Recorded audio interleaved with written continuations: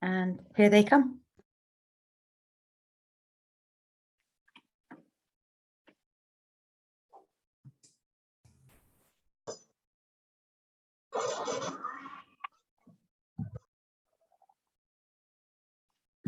I'm going to be a super long meeting, but I hope I don't miss it. Welcome, colleagues.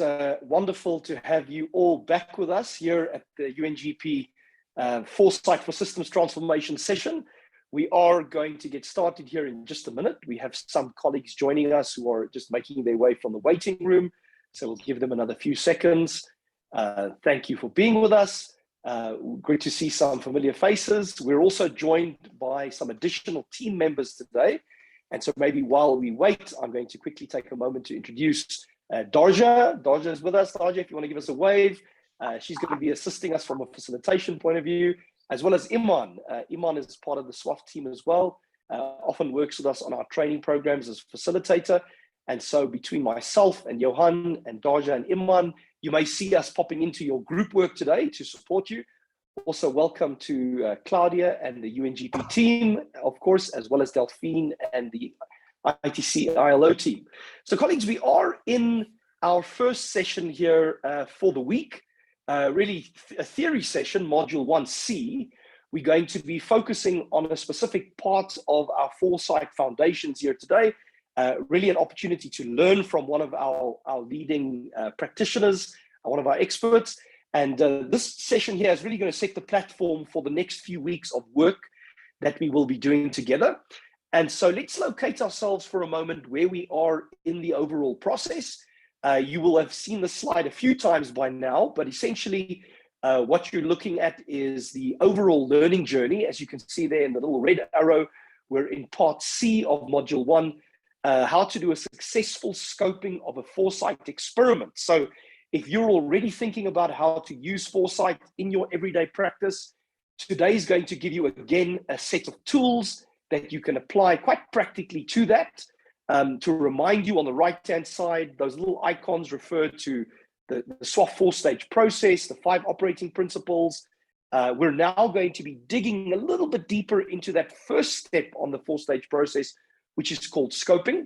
And we'll say more about that as the session progresses. And so let's just talk about what the session is about. Before we get into that, let me take a minute and share an image with you. We've shared some of the images with you from early in the 1900s, Foresight exercise out of France. What do you notice that's interesting about this image? It was obviously an image of the future, looking out 100 years at what society might be like 100 years hence. Any interesting observations? You can pop something in the chat or feel free to unmute your mic if you want to observe what you find interesting about that image.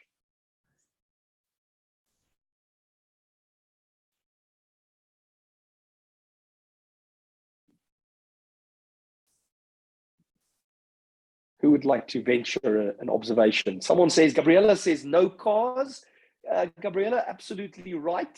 Some kind of sort of public transport bus, interesting bus. It looks a little bit like a Tesla Hyperloop vehicle, but on wheels, right? Someone else says driverless bus. Thank you, Martin. Women still in their house and men working. So you see there in the door frame at the back, the wife greeting her husband on the way to work. So maybe something about gender inequity being assumed to be perpetuated in society. You see the working man there with his briefcase. Teresa observing clean air, right? Surroundings. So this is a world in which some kind of environmental sustainability has been sustained, except for the fact, of course, that the city seems quite distinct from the residential area. If you look at the cityscape in the background, maybe that duality of living versus working is still a reality. Caroline saying design rather than true innovation. Caroline, you want to unmute briefly and tell us what you're thinking? Design rather than true innovation? Hi. Yeah, I was just like looking at the bus, like, and I thought also driverless, but I didn't saw the little guy on top, which used to be the driver. So you still have a bus with wheels. We have like the bus driver that's there. So for me, it's just like it looks futuristic, but when you look past that, it's still like the same. It feels so like the then current thinking seems to be solidified. It's just kind of like with a futuristic shapes. That's the feel that I got from that. Very interesting, Caroline. So there's this tension between images of the future, a future that's truly different, versus images of the past that have been projected into the future, sort of that we spoke about last week, the used future or the colonized future, that somehow we seem to imagine a world where the future is the past with bells and whistles. And so let's move on from there and begin to get into our session. You would remember we touched on the futures triangle and the pace layers. We would encourage you to go and revisit those. Some of you have already started using those in your own experiments or your group work. We are, as I said, getting into the first step of the 4-stage process today, really getting deeply into scoping. And so we're going to begin to understand how to scope a Foresight experiment.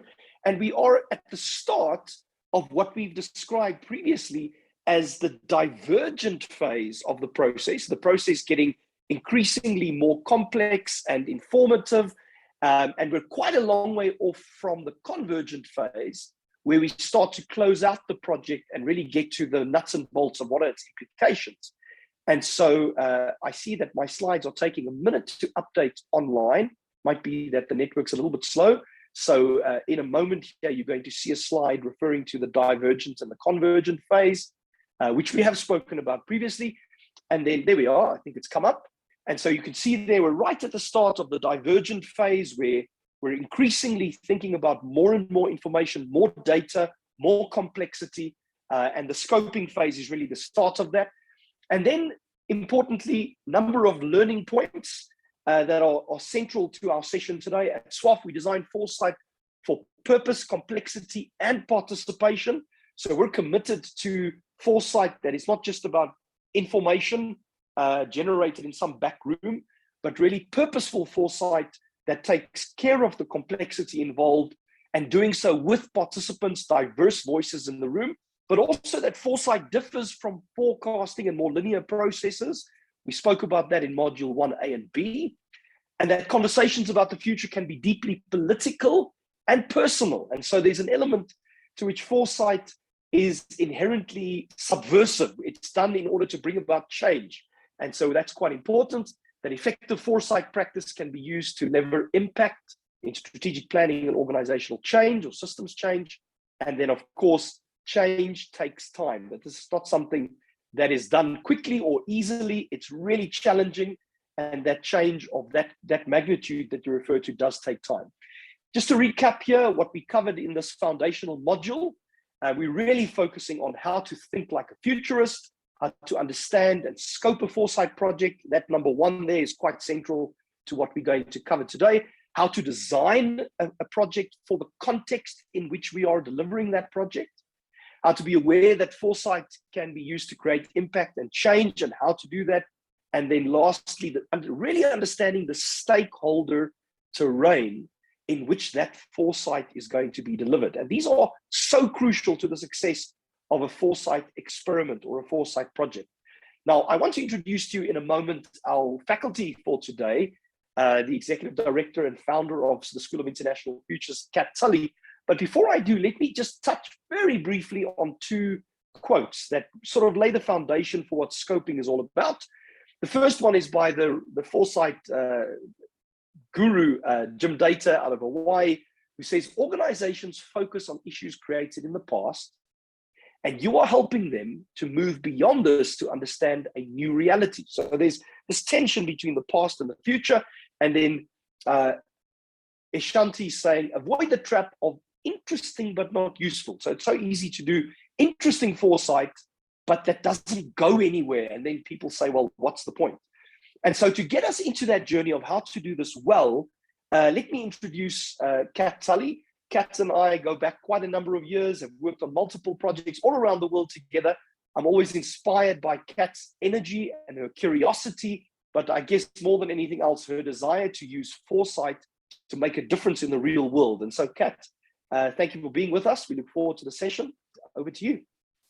Many thanks indeed. And perhaps I'm going to share my screen if that's okay. Shall I try that?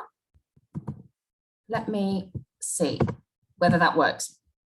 Is that okay for everybody? We can. You can see me. Okay, that's great. Okay, well, a very good morning, good afternoon, good evening to you all. It's my absolute pleasure to be here to talk about something that I think is really, really critical, and it's where the magic of Foresight really comes out, which is scoping the work. And I think what really summarizes the magic of the power of this scoping stage is a quote and a conversation I had with Lord Whakawhenua from Tonga, who shared that when he was doing the Foresight project for his country, it was the point at which they realized that they were doing a Foresight project not for a small island developing state, but for a large ocean state. That reframing in the scoping phase made the work totally transformation. And that, I think, is what the power of a really good scoping process really helps you do. It's where the magic happens, but it's often underplayed. So what we're going to be doing together in the next hour or so is to really, I hope that you'll get out of this an understanding of the importance of scoping and getting a sense of what good scoping activity looks like and what bad scoping looks like too. And also to get a sense of clarity, just demystifying what this looks like, consider some of the elements that make up good scoping and a few tools that you can use. So I'm going to be doing a bit of an introduction, talking about 5 principles and key points that you really want to cover in the scoping phase. We'll have a bit of a kind of simulated case study, a video where we'll kind of work a little bit together, but then right at the end, you'll apply this. We'll have an introduction to a tool that you can use to apply it to the topics that you're working on. So why is this so important? And why do I feel so passionate about the power of scoping phase? Because it's not easy to be the bridge between the present and the future, which is often what the work is that we do in Foresight. And so there's valuable insights about the future that you get from Foresight exercises, but does it add value? Does it create change today? And so the reason why Foresight in the strategic planning process or in the innovation process actually can add value is because it actually connects into the present and it needs to translate into action. This, for example, is something that I did 15 years ago in the UK government looking at pandemics. If you read this 3-page document, which is open source now, and I can share it with you, it's almost a blow-by-blow description of the 2-year pandemic exercise that experience that we've been through. Now, that was really good at translating into behavior and preparedness for a while, but then it stopped being effective. So how do you ensure that the kind of quality Foresight work that you do really creates change is the question. And so we're often really, if you like, in the middle of Horizon 3 and Horizon 1 as Foresight actors. We're bridging the gap, the present, the past, and the future, just as that futures triangle was talking about. In any work that you do, there are influences, historical, present, and future, and you're trying to navigate the people who are interested to create change. And it's in the scoping note and the scoping process that you do that most effectively. And so the scoping stage kicks off this 4-stage process, which is a scaffolding through which you can start off with a challenge and an issue today on the 25th of April 2022. You can go into the future and then come back and having explored those futures, come back and change the world around you. It's a decision-making framework, if you like, this 4-stage process, a scaffolding that can help you design in the here and the now, a human-centered Foresight with impact project that has a start, the middle, and an end, but that really enables you to tap into all those forces that we've been talking about.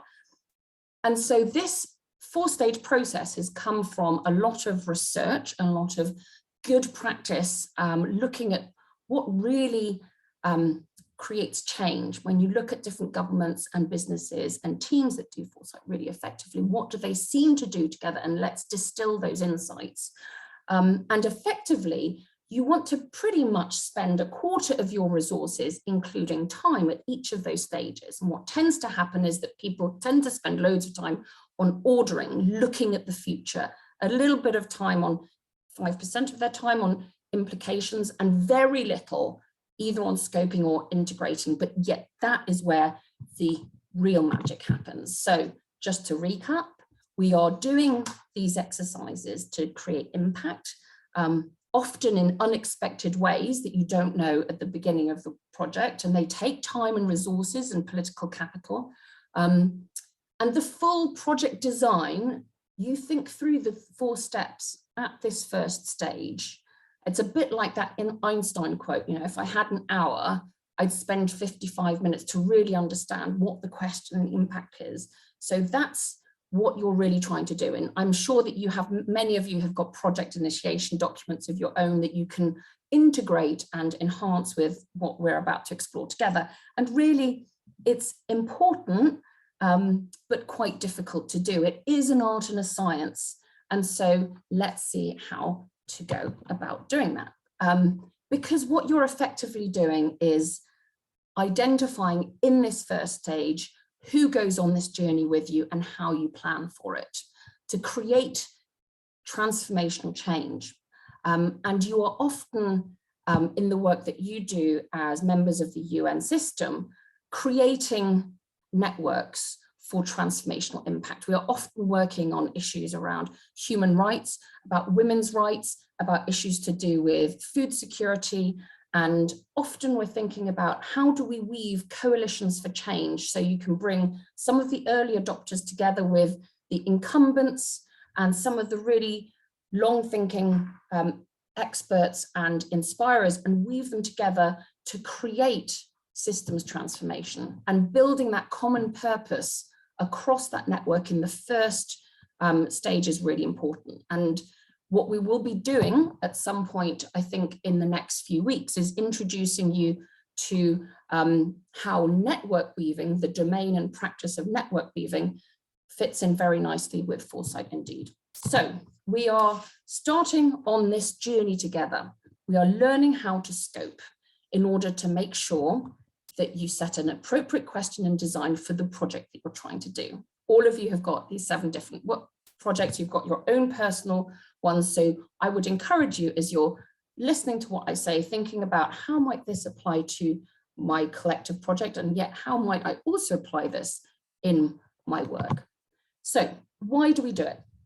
Basically, every single project that I've ever been asked to do could have basically taken 10 years and taken 15 PhD students to work on it. If you're looking at the future of terrorism, if you're looking at the future of Oman, if you're looking at what's happening to mental health of people in Maputo, all of those pieces of work could be as long as or as short as they can. So let's try and design it to maximize the impact, and also to take into account the fact that obviously in very different contexts, different sectors, you have different amounts of time, different approaches, but you want to kind of have a kind of similar approach across the board. So each new situation that you go into requires thinking about the design, about which tools, and about how you can engage the right people. And so this is a systematic process, if you like, to kind of get under the skin of what is the purpose, what's the type of project, and who should be involved in order to get impact. And there's lots of different tools that you can use. We're going to apply a few of them later on today. And picking up on the quotes that Maris just shared, I think there's just really interesting tensions. There's never a right answer on scoping, but what you're trying to balance, because these quotes capture beautifully what we're trying to do in the scoping phase, is we're trying to set the parameters of what we're trying to engage in, so we make sure we don't boil the ocean. And that's Donella Meadows from her brilliant book, fantastic quote. Where do you draw that line? But then both Jim and Ashanti actually had this in an exchange in one of our events. And I think what they really contribute is the fact that, as well as setting parameters for your work in the scoping phase, you need to, as Jim said, it's about reframing. You can't take what people often come with, because that may actually reflect past or present or official or old futures. So this is the opportunity to change things. And of course, Ashanti reminds us of the importance of impact. These aren't esoteric or nice to have or kind of exploratory conversations. This is about, at the end of the day, having impact. So how do you always balance the tensions between them? So I'm going to go through 5 learning points throughout our session today. And the first and most important learning point is around getting under the skin of the purpose. When you are doing some work, some foresight work, people very often come to you with quite different reasons for doing that. And, you know, when you're, this is back to the whole impact point, if you like. I like to say that when you're looking at the futures, it's about changing the world around you in some way, because otherwise you'd postpone your exercise to a year later, when you're closer to the futures and have more data about it. So there's something about, you know, understanding why are people in the here and the now putting the time and energy into exploring those futures. And if you understand that motivation, that will hugely help both match the organizational need and take it further to what it really needs. So getting under that motivation is the key learning point I want to communicate. And there is often one dominant reason for doing so. Let's explore each of them in turn. Strategy development is quite a common one. The RCs are doing a 5-year plan or supporting the Ministry of Planning. So ECLAC, CEPAL, a regional body or a country office may be working with the Ministry of Planning to look at their typical kind of strategic planning out. So that would be a regular kind of every 3 years, every 5 years process. Let's also look out as part of that. So that's a very typical approach.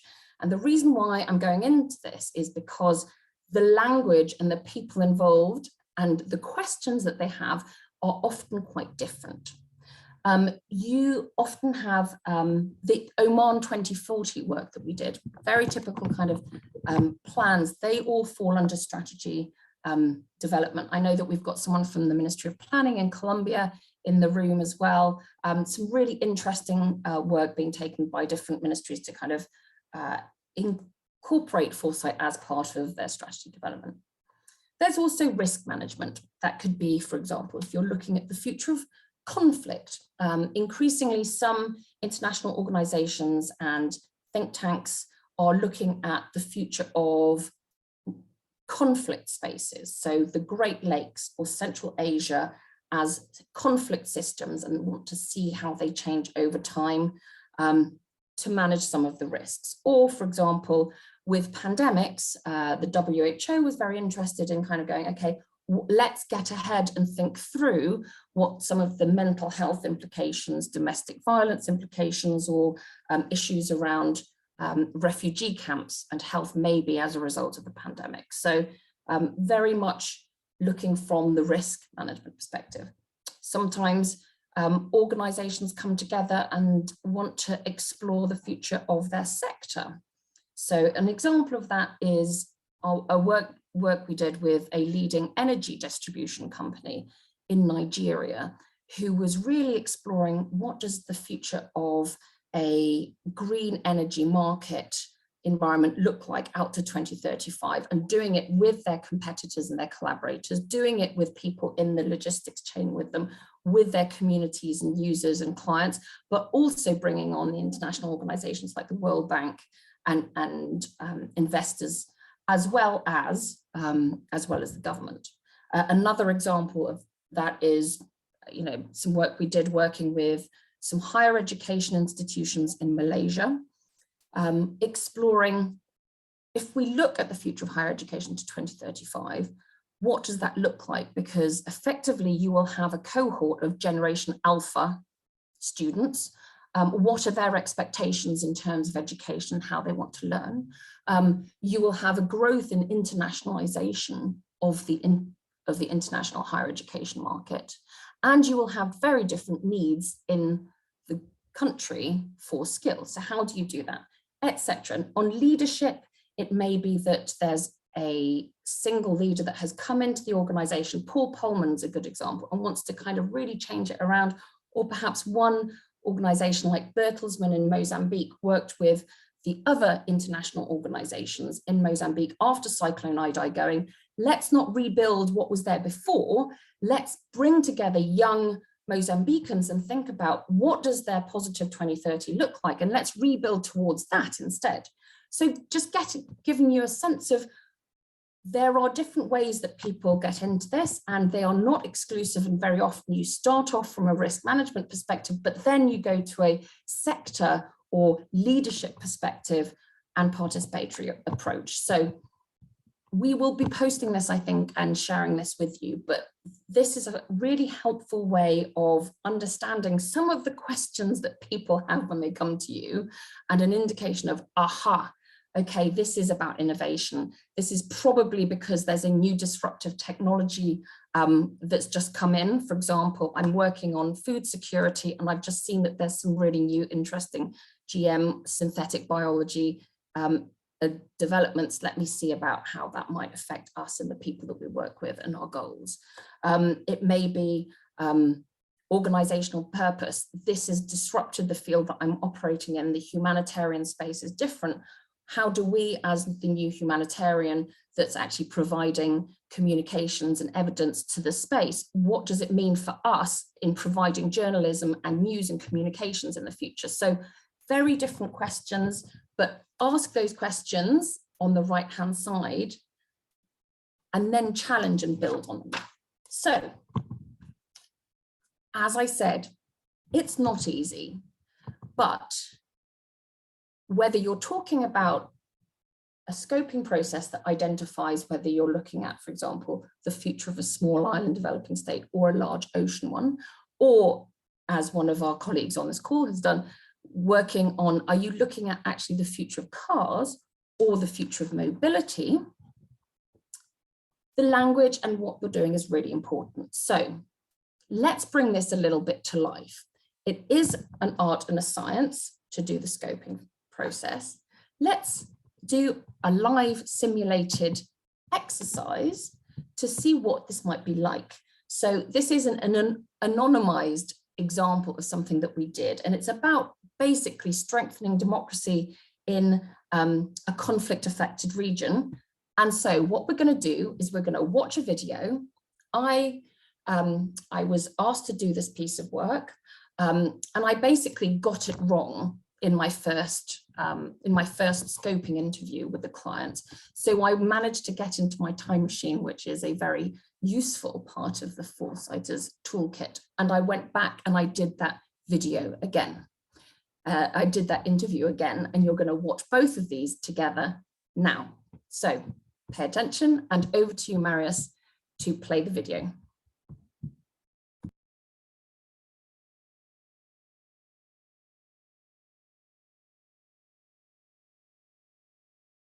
Kat has received an email from the Minister of Foreign Affairs of Blavia's private office, asking her to do some work on the future of Afritania. She has got a 10-minute meeting in the diary to get more information about the proposed project from the Minister. Good morning, Minister, and thanks for making the time to chat through this new commission that you've given our team to look at the future of Afritania. Good morning, Kat. Always good to see you. Very good. So, Minister, is there anything specific that you'd like us to look at?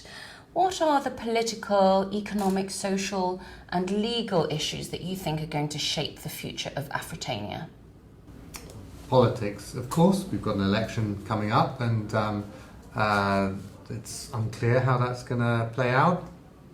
Wider regional geopolitics as well, and economic prospects. It's always very important for the party in power to ensure economic growth. I'm particularly keen to see how the resources issue is going to impact on economic growth and political stability. So to take these into account, we probably need to look out, 10 years, do you think? Yes, I would like to see how these questions affect economic growth and social redistribution, the potential there, but also the risks. Okay, and when do you want the report by? What would you like it to cover and perhaps look like? So I'd like to get a sense of the risks. I'd be interested in looking at the possibility for commercial support and development finance, and in terms of format, standard submission would be fine. Okay, all great. What we'll do is we'll bring in the Department for International Development and Trade and Industry, but are there other partners that you'd like us to engage with?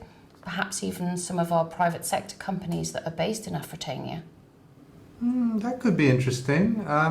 Particularly like you to engage with Dortmund, though, and possibly the UN. Okay. Is there anything else? When would you like to see our initial findings? No, I think that's it. 2 months, if that's okay for the report. Fabulous. Okay. Many thanks, Minister. You're welcome, and very good to see you again. Good to see you. Thank you.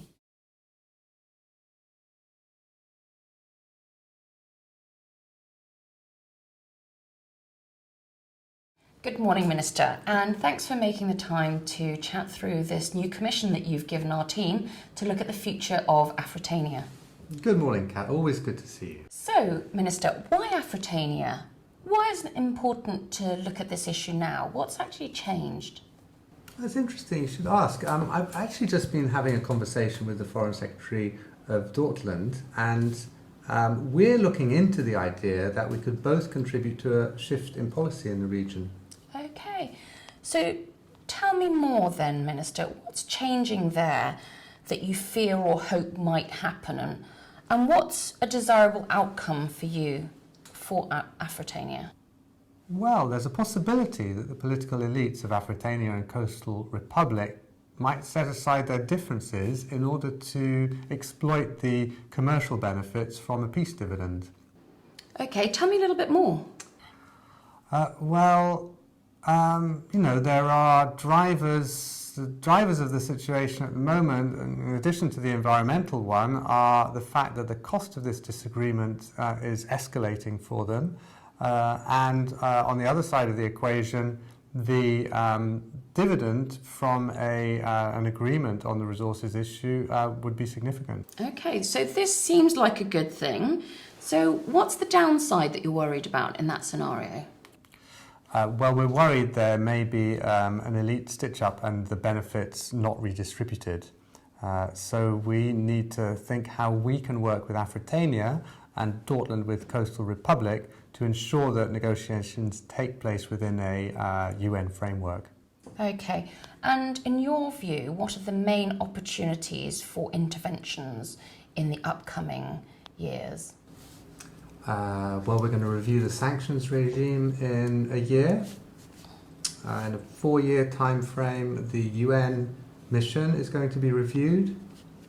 And then we're also interested, at the moment, the Coastal Republic is in the top 5 of our development assistance list, and we are going to need to be reviewing that as well in the 5-year time frame. So it looks as if it would be useful to do scenarios 10 years out, but look at early indicators and risks. How are you intending to use the insights that we give you in this project? Do you have anything specific in mind? We're planning a visit in the next couple of months, in 2 months' time actually, to the region with the Dortmund team. So that could be quite helpful. Of course, we'd need to have policies cleared in advance. Okay, so would it actually be helpful to do part of this work jointly with our counterparts in Dortmund?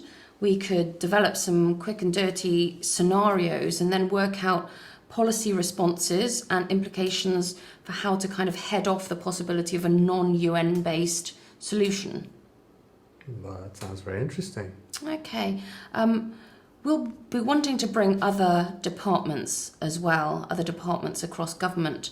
Would you be okay to chair an initial steering board meeting so we have representatives from each of the relevant departments signed up to our project?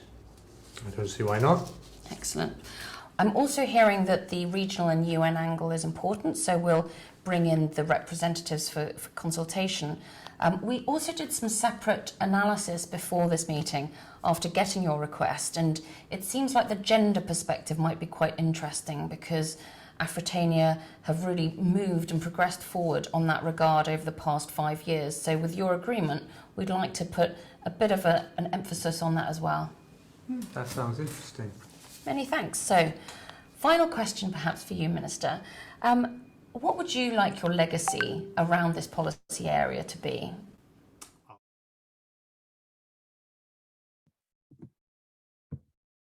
Okay, right.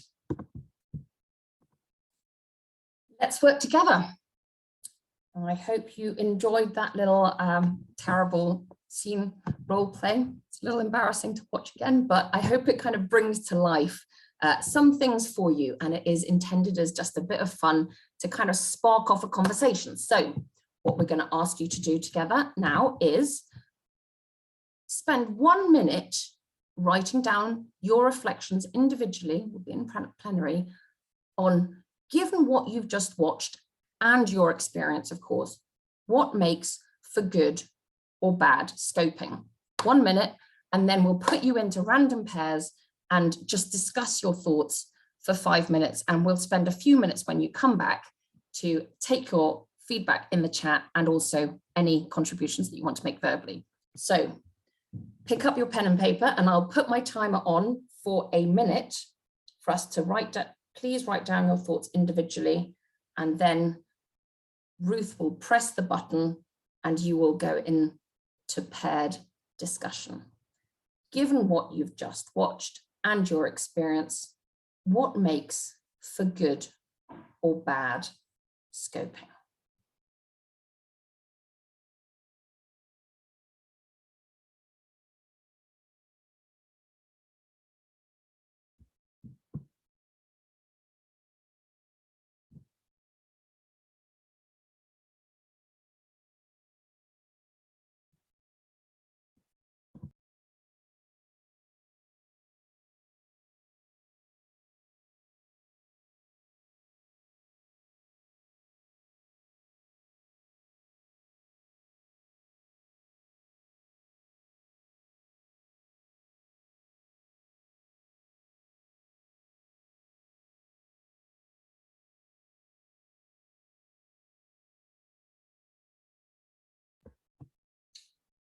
Okay, Ruth, please press the button, and in your pairs, please have a discussion to share what you came up with.